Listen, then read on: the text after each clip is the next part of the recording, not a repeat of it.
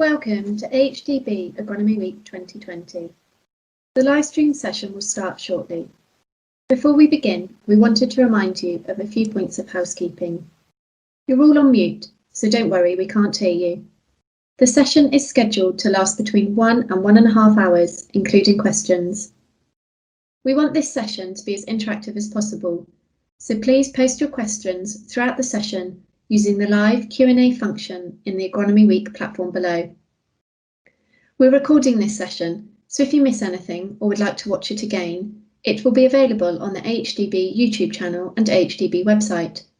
You can also come back and watch the recordings on the Agronomy Week platform for 3 months. At the end of the session, we'll provide you with unique BASIS and Naroso codes. Don't forget to complete the BASIS and Naroso forms using the relevant tabs on the platform.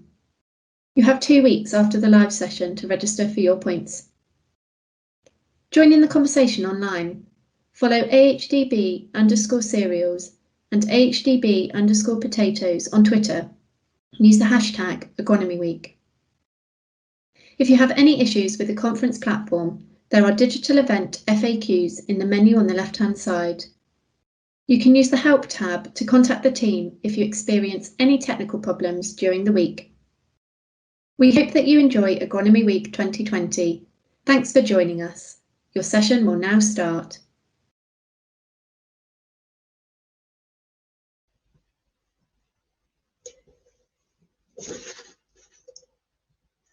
Good afternoon. AHDB supports some field labs under the aegis of the organisation Innovative Farmers. These labs are initiated by groups of growers who want answers to technical questions that need a bit of research, and yet no one seems likely to do it for them. The growers have to be willing to share the results with others. Field labs are a lot of work for all concerned, but worth it when they do provide answers. The offer of a field lab was made to attendees at the Spot Results Days this January. Members of Neen potato growers expressed an interest. They had good ideas of the technical and scientific people who might help answer their question. One of them was Dr. Iain Gould, Senior Lecturer in Soil Science at the University of Lincoln. He will tell the story of what the field lab did and what answers they now have 11 months later. Over to you, Iain. Thanks, Anne, and thank you for the invite. Yes. So as Anne said, yes, I'm Iain Gould. I'm a soil scientist at University of Lincoln, increasingly working with coastal soils and saline soils. So what I'm going to present to you is the journey and the results of our Innovative Farmers trial with lots of different partners. You can see they're all up on the logos are all up on the screen at the moment. I'm going to be talking to you about the trial with a short video in the middle, so we can actually have a look at it. And it's important to say I'm a soil scientist, so I'm only a small cog in the wider machine of all the partners who did a fantastic job in this trial. So why are we doing this? Why are we looking, or why are we doing drip irrigation with saline or slightly saline water? I'll come into slightly later. Okay, so probably don't need to bang the pots too loud about how important it is going forwards. The scarcity of water resources we're facing. Without being a doom-monger, particularly in the eastern parts of the UK, we're reading reports about how much freshwater consumption will increase going forwards with lots of different demand from agriculture, from industry, and from domestic use. If you add to that the increasing sort of levels of abstraction and use of freshwater, we have an extra problem, you could say.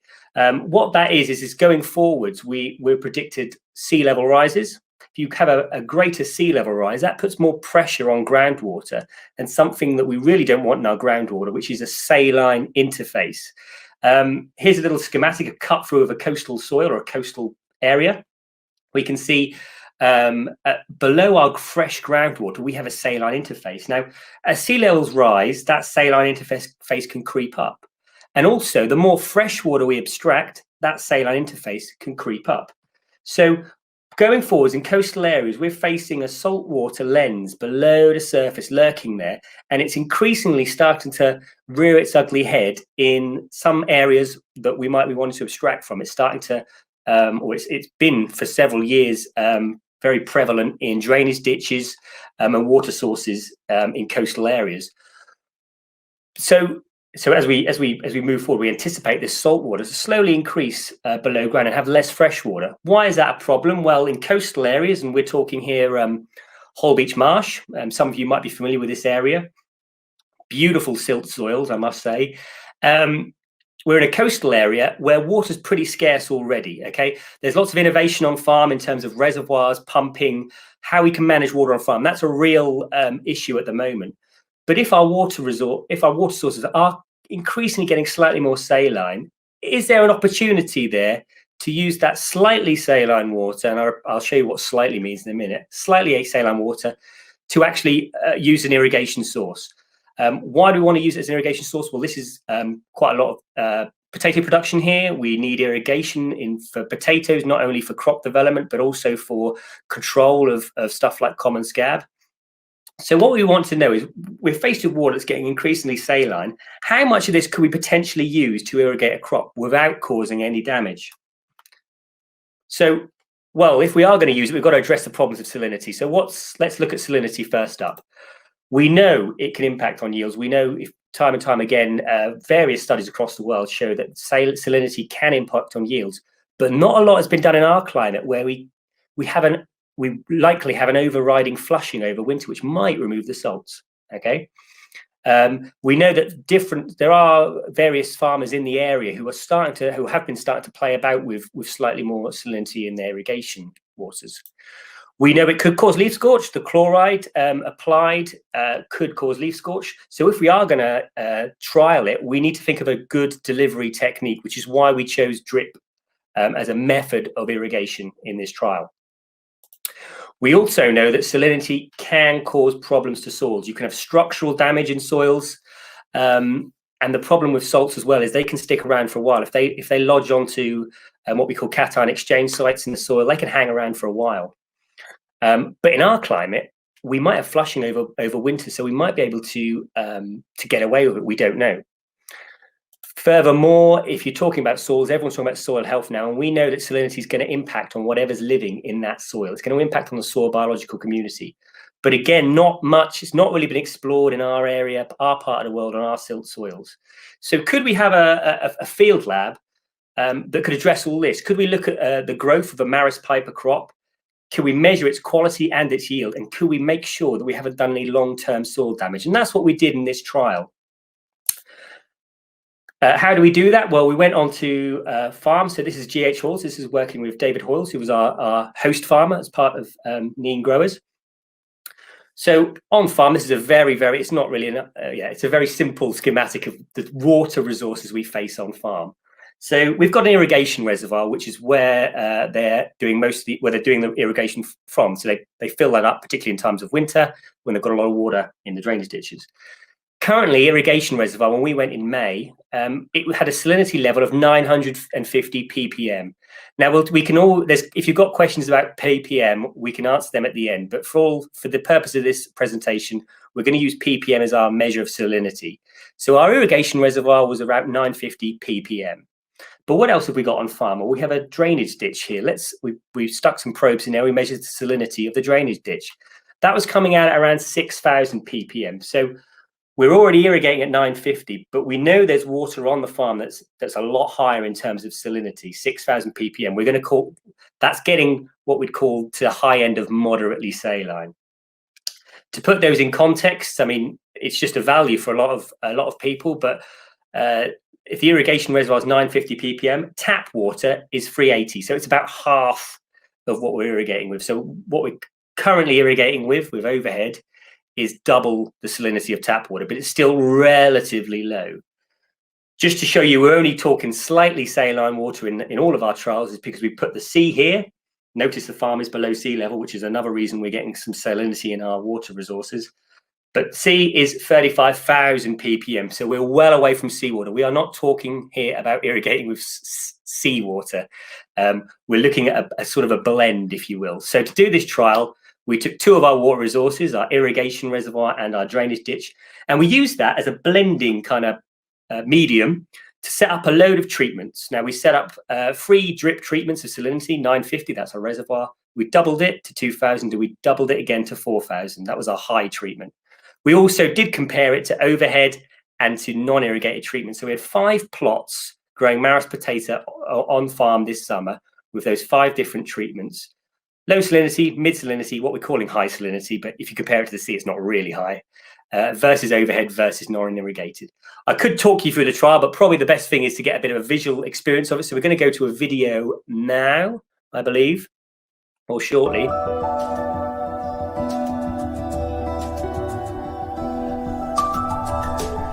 Hi, David Hoyles, GH Hoyles, Long Sutton, farming around the Wash. Behind me we've got the reservoir that we use for storing abstracted water. The drains around this area are mainly saline. We're a couple of metres below sea level, and there's only certain times where the ditch water is good enough quality for us to abstract.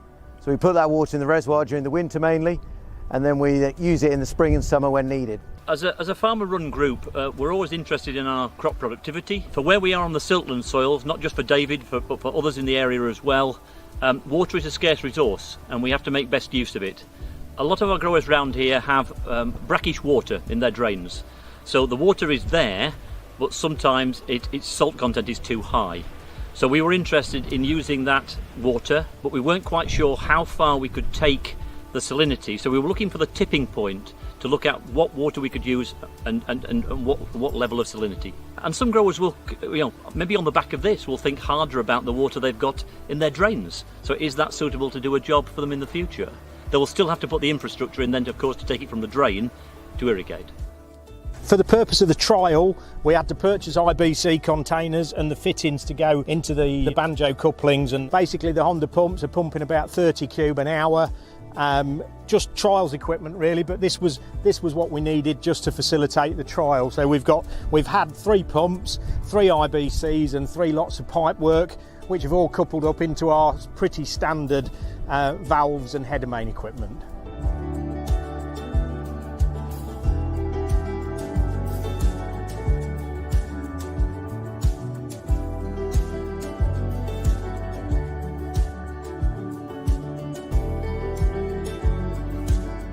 So downstream from the Honda pump, we come to our control valve. So you've got your pressure gauge there. Always the pipe and the header main and the lay flat pipe are running around 1 bar pressure. Water comes through the pipe into the header main. Again, standard equipment. All of this from here downstream from the pump is all standard field equipment. So water into the header main, through the plastic couplings and connected onto the drip tape. This is a standard drip tape, about 1.25 litres per metre an hour.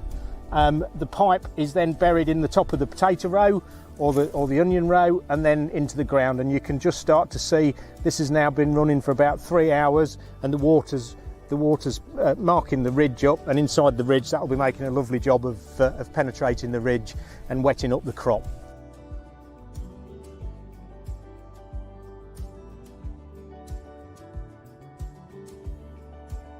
My name's Tim Blythe. I'm a director at Soil Moisture Sense, and for this project we've been using the Centec 60 centimetre drill and drop tri-scan probe for monitoring moisture, temperature and salinity.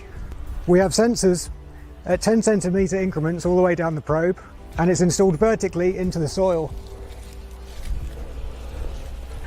The probe sits flush at the soil surface, and when irrigation occurs, we'll pick up the water infiltrating through the soil from the top to the bottom.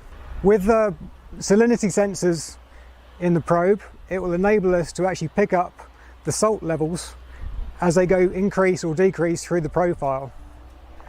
For David in the project, he's been using, day to day, the probes for scheduling purposes. So he has a repeatable point with a refill line, which enables him to dry the crop out and then wet the crop up.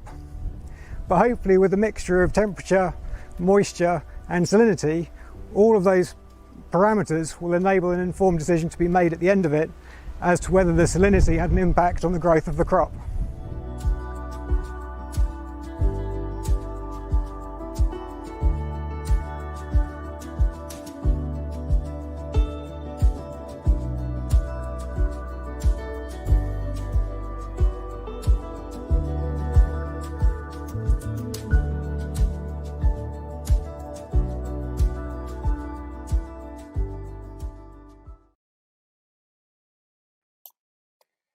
Fantastic. So hopefully that gave you a really good idea of the trial and the setup.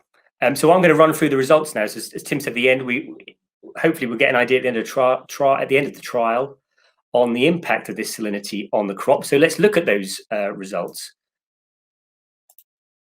So I'm going to talk through results in probably in three sections. We're going to look at crop impacts.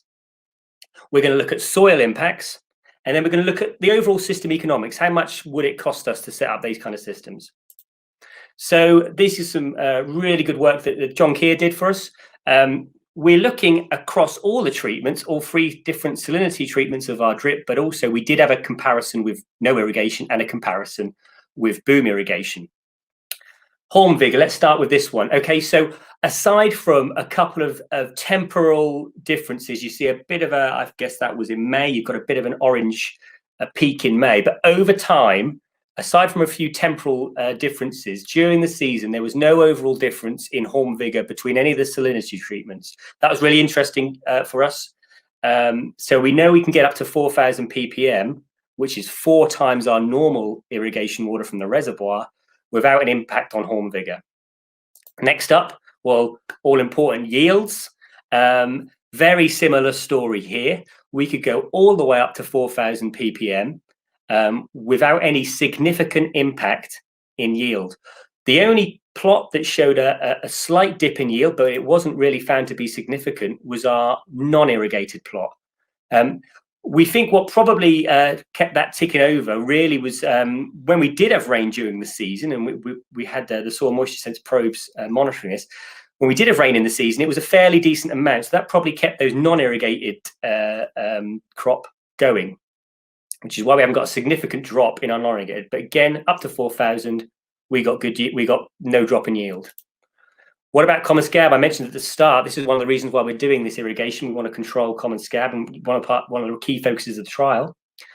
This really just shows the blue lines are our common scab percent levels, measured again by John. Clearly, we can see here that the non-irrigated plot, it just shows the importance of irrigation for controlling common scab. But if we have a slightly saline irrigation up to 4,000 ppm, there's no significant impact. John also measured black dot and found no differences. So again, we're going all the way up to 4,000 ppm and not having an impact here either. And finally, another quality measure is skin brightness. Again, it's the same story. The non-irrigated plots are where the impact is, but when we look at our drip application of salinity, no impacts again. So that was a run through of the impacts to crops. So and I will caveat that is in our season, in this growing season, we didn't see any significant impacts to all the measures that John made. Let's have a look at soil. So soil, the idea of looking at soil is, are there any long-term impacts? Yes, we got away with a crop this year. Is there going to be potential impact on a subsequent crop if the salt lingers around in the soil? I'll caveat this, we're going back in February to do a final sampling. So the soil story is not fully complete yet. We've budgeted in for one more visit in February to look at it in the next crop. So I mentioned at the start, salt damages soil structure. How can we look at that? Well, we did some compaction measures.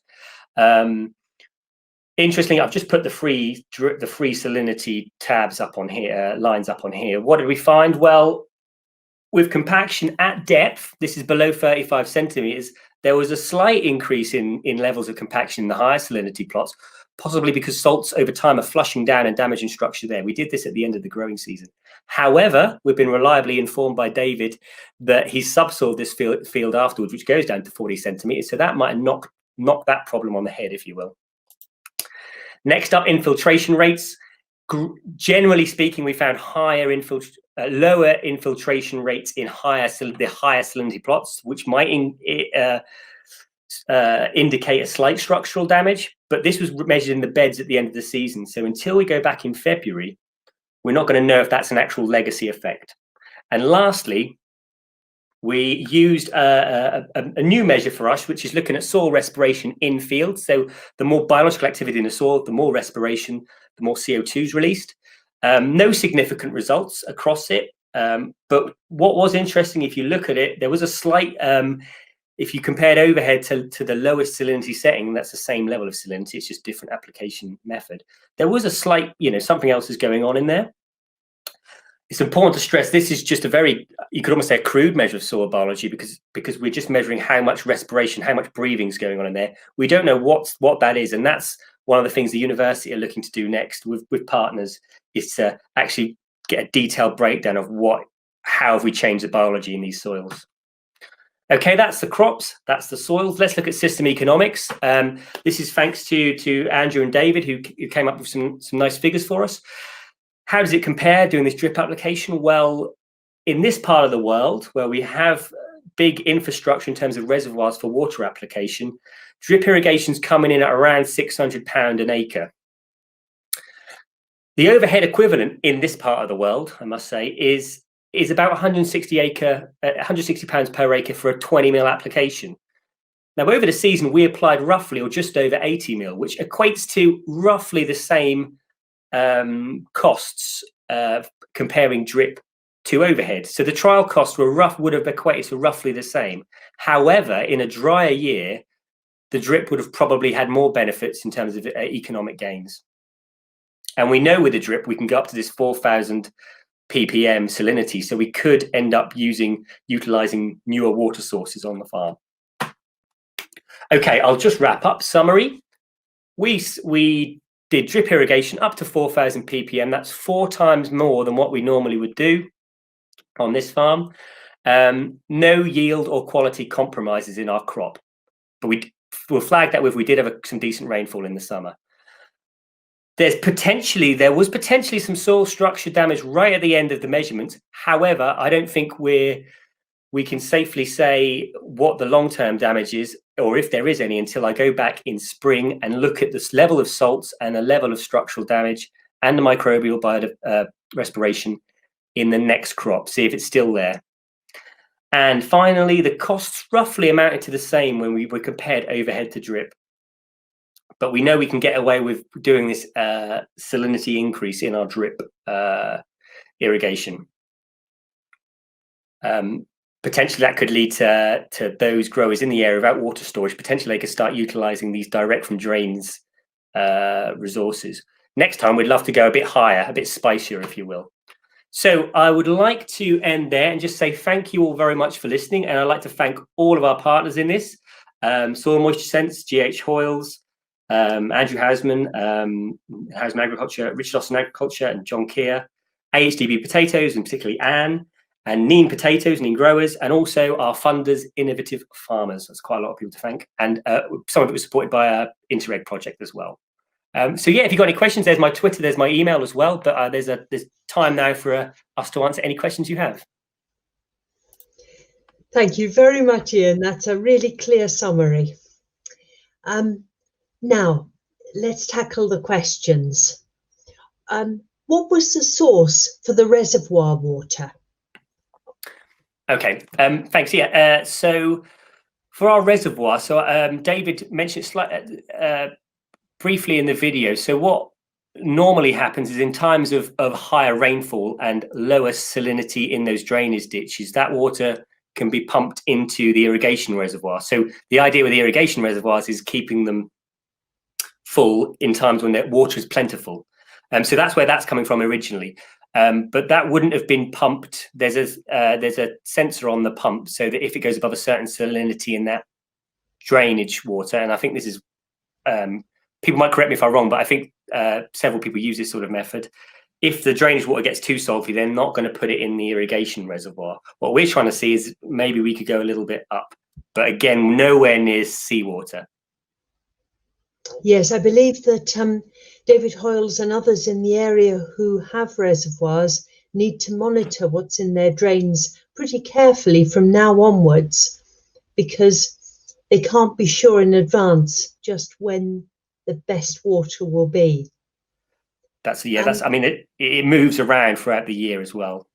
I'd just like to add as well, can I add a comment on the, just a reminder, all of the crop metrics had 5 times replicates, so they were robustly statistically analysed, if any questions come up on that front. Thank you. Now, if you didn't have drip irrigation, how saline do you think you could go with overhead irrigation? Oh, that's a good question. Because we didn't we didn't do the whole spectrum of salinity on our overhead. The danger with overhead, and this is why we went for the drip option, is that scorch. So if you're applying it and you're going to get scorch problems, we haven't done any trials going that far. And I work with some partners across Europe who are doing saline irrigation of different crops, but they're all applying with drip. So I won't be able to answer that one so much, but there might be something out there. Yes, I think there's a lot to be gained by growers talking to each other in this area. Absolutely. And in fact, we benefited in this project from a grower with experience being prepared to share that experience with us. We were going to use lower rates of salinity, but we're told that you could go to 4,000, and we did. Now, here is somebody asking you to extrapolate.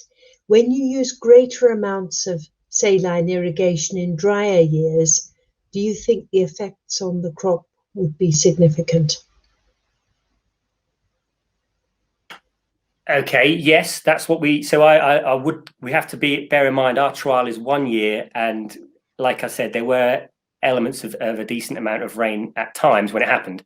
So the whole reason in our part of the world we want to explore this is because if you read any of the books that tell you about crop salt tolerances, if you drill down at the data, a lot of the original data has come from trials in California or Israel or Australia, where they don't have a flushing, so they're very worried about salts accumulating in the soil because eventually the evaporation potential is a lot more, so salts don't travel down. However, in our climate, we get a lot more. Well, in most years, we get a lot more rainfall, particularly in winter, so we can flush it down. So in a dry year,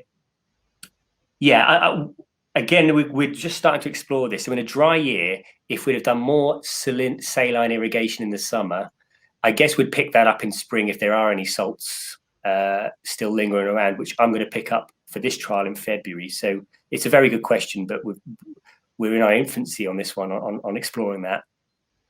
Right, thank you. If a grower was planning to use slightly saline water in rotation, because of course not all the crops in the rotation will need irrigation, would it be prudent to plan for applications of gypsum ahead of or after that irrigation season? Okay, yeah, that's a good question. So gypsum is several of us might be aware it's been used before if you get a saline flood. Application of gypsum, the calcium level in the gypsum replaces the sodium, so it kind of helps flush those salts out. Could you apply it in a rotation if you're using slightly saline water? I think the whole reason we're going slightly saline is that we're never going to get to a level where we've got salt water, a proper contamination problem. If we've got a proper contamination problem of salts, that's when you might flood in, bring in the gypsum. I think if you're gypsum, I would say is more of a remediation problem. We've got a salt problem, let's get the gypsum on. If we're actually putting salt on ourselves, we shouldn't really be putting on our levels that then we have to then gypsum. I would imagine. Right. So we leave the gypsum for when there's flooding. Yeah, I mean, there is it could be a way of. I mean, I'll go back in February. We'll take some soil samples, but I think the salts might have dropped by then. They were pretty low when we last took them, so I don't think there would be a need for gypsum in a trial like this. Right, thank you. Now, we know that different varieties of potato vary for all other characteristics, and expect they do for tolerance to salinity. Can you give us any advice on varieties? So for varieties, I would say I'm not a potato agronomist, but I would say that there's been a lot of trials coming out of a research and of an outreach group in the Netherlands called Salt Farm Texel. So if anybody wants to look at their work, they've done a lot of screening of varieties with saline irrigation. And I think I'm afraid I don't know the varieties off the top of my head, but they've run about 8 or 12 potato varieties at different levels of salinity, higher than even what we've gone here. However, they're on a very sandy soil, so you get a lot more flushing. So that's a bit of work there that they've done, screening basically of different varieties. So Salt Farm Texel, if you look for what they've done, that would be the best place to go to for that. Good, thank you. Now, there's a question on the costs here. Checking the cost, is it £400 per hectare for 20 millimetres using overhead irrigation? So where did that figure come from? That figure, so I wasn't the so that was a discussion with both Andrew and David. So it came, £400 per hectare for 20 mil was. And I wonder if Andrew Hausman's listening. He might be able to comment on this one if we open it to discussion. I wonder, those are the values. Back a few slides. Yeah, let's go for the to show the figures again. Well, I don't think I'm in control of the. But let's see if I can get it back. Oh yes, I'm back in control. Right. Okay. So the figures we got from Andrew are about. Or from Andrew and David was. 160 per acre is 400 per hectare, isn't it? For 20 mil overhead. We have a higher, this part of the world is higher in terms of pounds per acre in terms of water because of the infrastructure involved. So that's factoring all of that in. Yes, I remember David Hoyles made some points about that because they're so far below sea level that they have to have shallow reservoirs, which are clearly more expensive. They take up more land. So costs here are rather different from those in other areas. Yes, I think for more detail on costs, it would be necessary to contact Andrew Hausman. He's the one who's done the calculations. Now, another question, if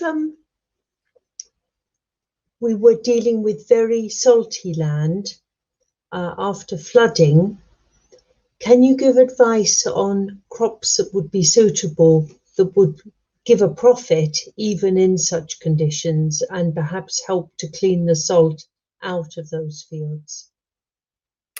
Yes. Okay. Yeah. So a flood, a saline flood, is a very different ball game because it's a real dose, and you've got real structural damage. We've done a lot of sampling with areas that had been flooded before, certainly the 2013 floods. So after a saline flood from the sea, you've got really damaged structure because you've got a lot of salt going on. But you've also had probably an element of waterlogging as well. So the key thing there is real structural damage. It's not a very appetizing soil for plant or biological life as it stands. So this goes back to one of the early questions, the gypsum question. So gypsum, here is where something like gypsum will potentially or could have a real impact. So gypsum, if you can apply gypsum, you might start getting a salt removal, provided there's good drainage. But in terms of crops, we're assuming, well, a sea flood is a real high saline dose. So I guess there's probably 3 avenues you could go down. The first avenue is just recovery land straight away, so you can start putting it back into viable production. So you might look at your gypsum applications, or playing about to improve that soil structure to get the flushing going. So stuff like you could put in cover crops that will root down and get some drainage going. The second option is to grow crops that we know have an existing market that are salt tolerant. So sugar beet would be a classic example, provided the soil structure's there. Something like barley could withstand quite a bit of salinity. Grazing the field grass would survive in a bit of salinity. So at least here we're in a controlled area where at least we know what to do with those crops and where they could go.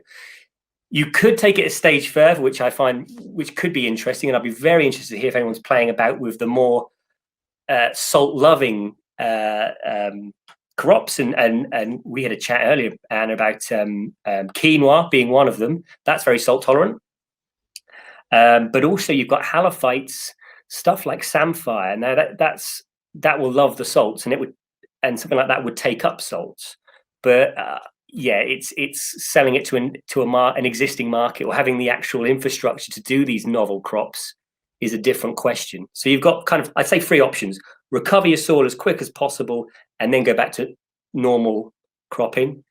Start cropping stuff that's a bit more salt tolerant, but there is an existing market for, but it might not be your normal stuff. So you might be accepting a financial risk or loss there. Or the third option is to really explore these lesser explored crops that are real salt tolerant, the halophytes. Thank you. So we don't have to give up when land is flooded. There's a lot that can be done. Now, there are some more points here on the economics. Somebody has said, I assume the cost does include a capital cost and not just annual running costs. And indeed, it does. Now, Andrew Houseman points out that David Hoyle's costs were £400 per hectare for overhead, including all underground main and loss of earnings on land set aside for the reservoir and equipment. But as David Hoyle has pointed out, those costs do depend a lot on the area over which the irrigation is used. So an element of investment can be spread over many hectares or just a few, and that will vary a great deal with the farm concerned. Now, an earlier question was, could this work be used to expand the availability of water for irrigation in other parts of the country on tidal rivers such as the Tay, the Humber, or the Severn? The Tamar as well, I know, has similar problems. Yeah, very good question. I mean, if you look historically, I mean, certainly where we are, so we're in Lincolnshire, so we're not that far from the Trent, which then goes into the Humber. So historically, people might be aware of warping, where you'd let a bit of the tidal river in onto your land with a nice rich sediment deposition going with it, and that was a fertility booster, if you will. Now you can actually see as you go up the Trent and into the Humber where it was